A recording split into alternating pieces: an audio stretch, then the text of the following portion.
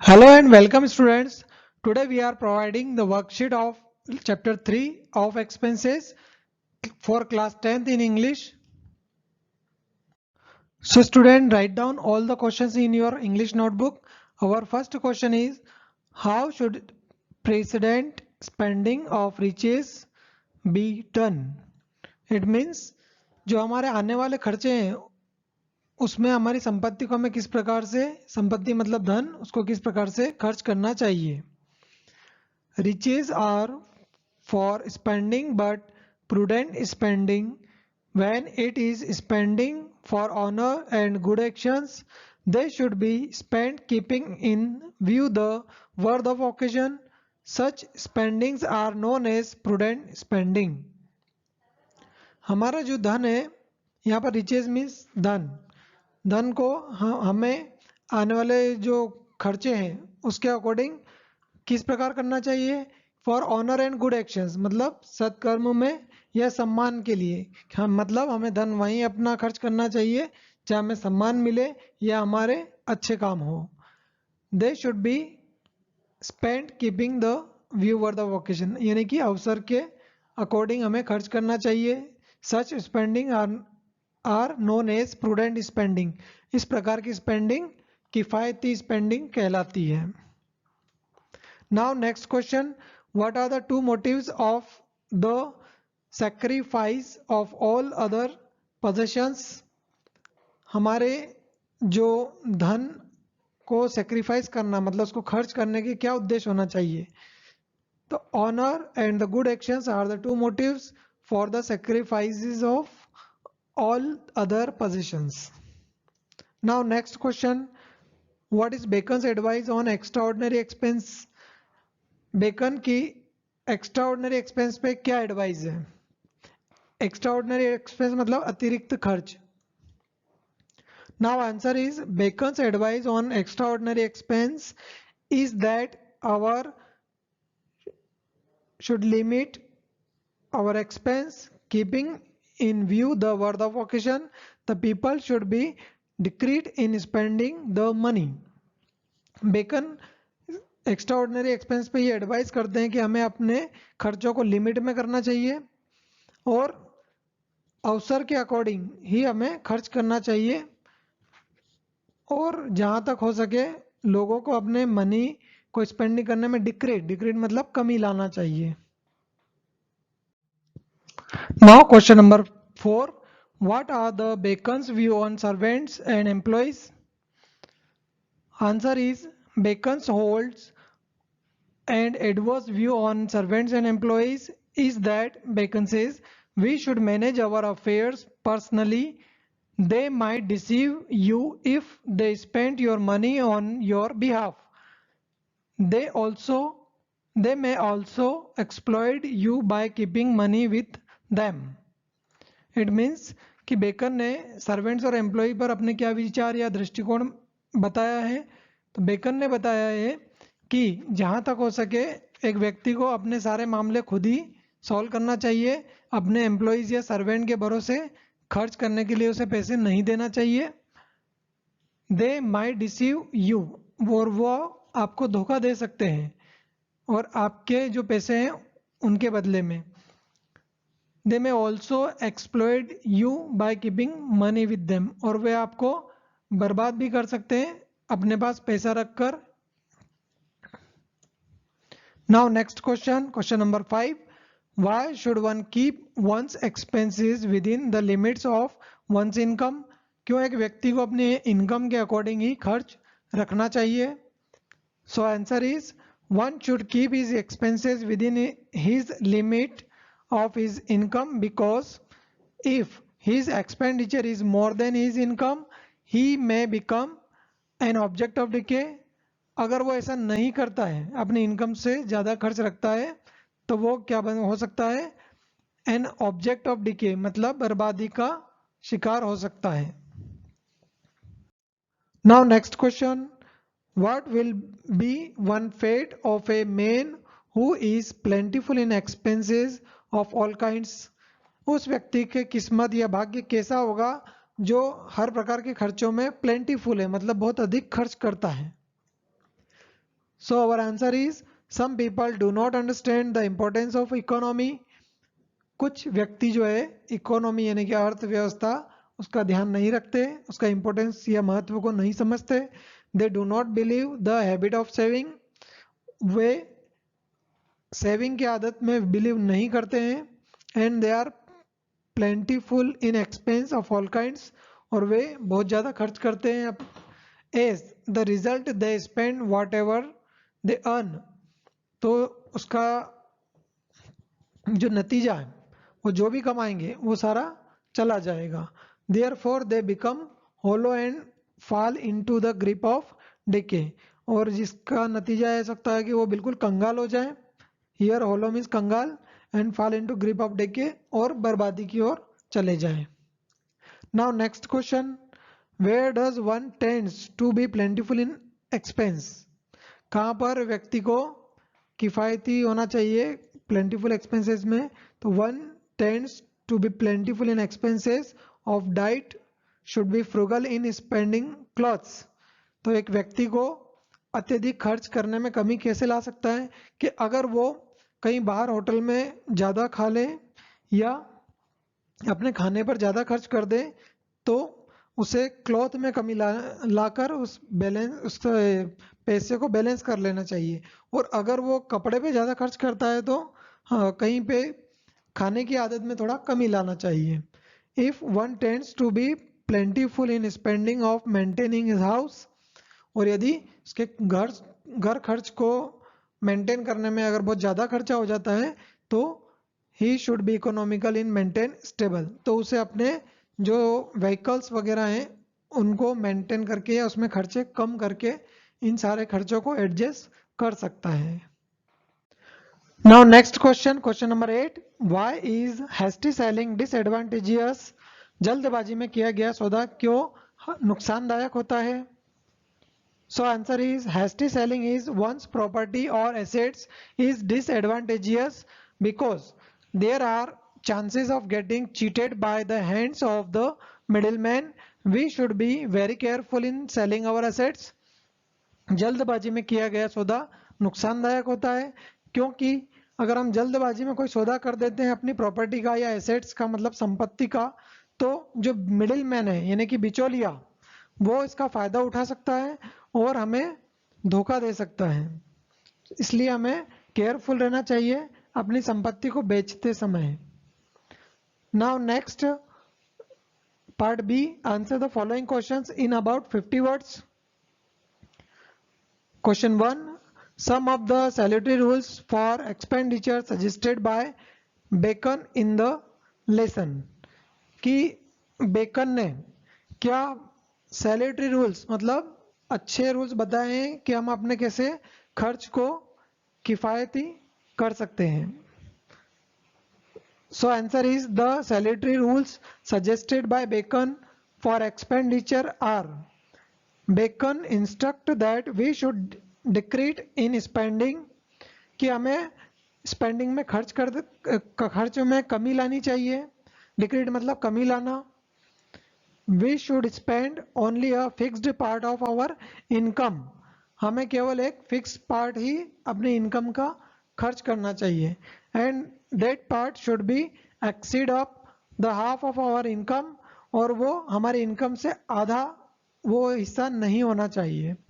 We should not rely or depend on our servants and employees, और हमें अपने servant या एम्प्लॉइज पर विश्वास करके पैसा उनके हाथ में नहीं देना चाहिए.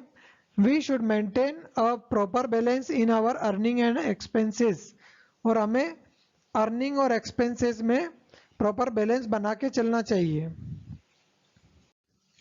Now next question, what does Bacon want to convey when he says to turn all the certainties. Bacon ये क्यों कहते हैं कि धन जो है हमेशा बना नहीं रहता है, वो निश्चित नहीं है, कभी भी जा सकता है. तो so answer is Bacon favours certainties. He says that nothing should be left uncertain. वे कहते हैं कि कुछ भी अनिश्चित नहीं है, कुछ भी निश्चित नहीं है ना, सब कुछ अनिश्चित है. Expenses should be reduced to a fixed amount, हमारा जो खर्च है वो हमेशा फिक्स अमाउंट में होना चाहिए, मतलब किफ़ायती. People should not depend on servants and employees because they would bring uncertainties by wasteful expenditure. हमें या लोगों को अपने सेवकों पर या नौकर पर पूरी तरह से डिपेंड नहीं होना चाहिए खर्चे में, वरना वे वेस्टफुल एक्सपेंडिचर मतलब बिना वजह का खर्चा भी कर देंगे. People should not spend more half of their income, व्यक्ति को अपनी इनकम से आधे भाग से ज्यादा खर्च नहीं करना चाहिए. They should also control their ordinary expenses, और उसे अपने साधारण खर्चों को कंट्रोल करके रखना चाहिए.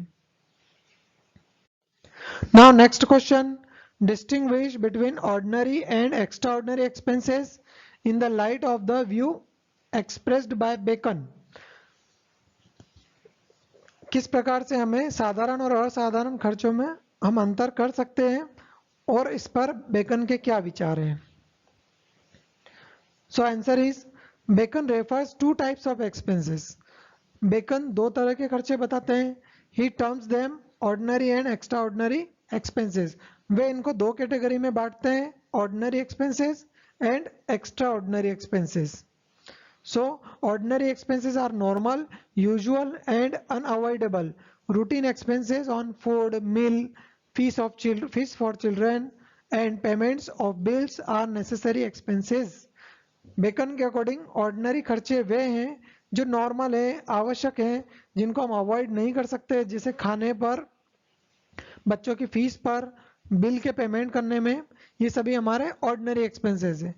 And now extra ordinary expenses. Extraordinary expenses are those expenses which are casual, they cannot be foreseen. The expenses on entertainment for guests, purchase of fashionable things, etc. are the under this category. जो extraordinary expenses हैं वे bacon के अनुसार वे हैं जो हम अपने मेहमानों पर या इंटरटेनमेंट पर, मेहमानों के इंटरटेनमेंट पर अधिक खर्च कर देते हैं, या फिर फैशनेबल चीज़ें खरीदने में हम अपना पैसा खर्च करते हैं, तो ये सभी इस कैटेगरी में आते हैं. Now next question, how should riches be spent and husbanded to the best advantages. Support your answer with textual reference. इस पार्ट के अनुसार हमें किस प्रकार से अपने धर्म को बचा के रखना चाहिए या उसको खर्चों को लिमिट करना चाहिए, वो किस प्रकार बताया गया है. तो riches are for spending.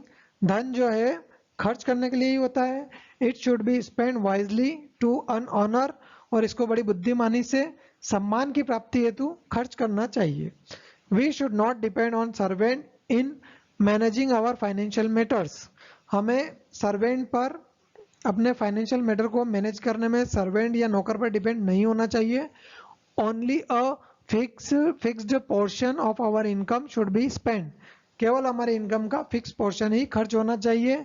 There should be a proper balance between ordinary and extraordinary expenses.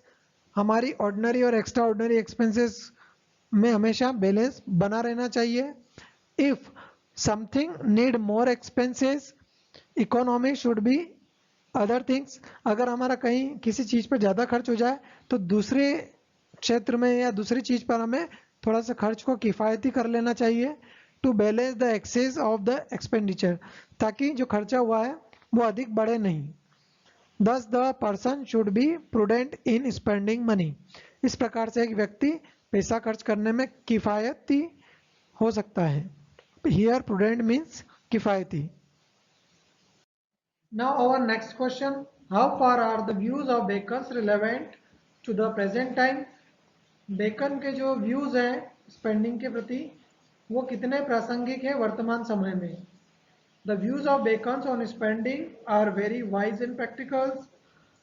Bacon के जो व्यूज हैं खर्च करने पर, खर्च को लेकर, वो काफी बुद्धिमत्तापूर्ण और प्रायोगिक है.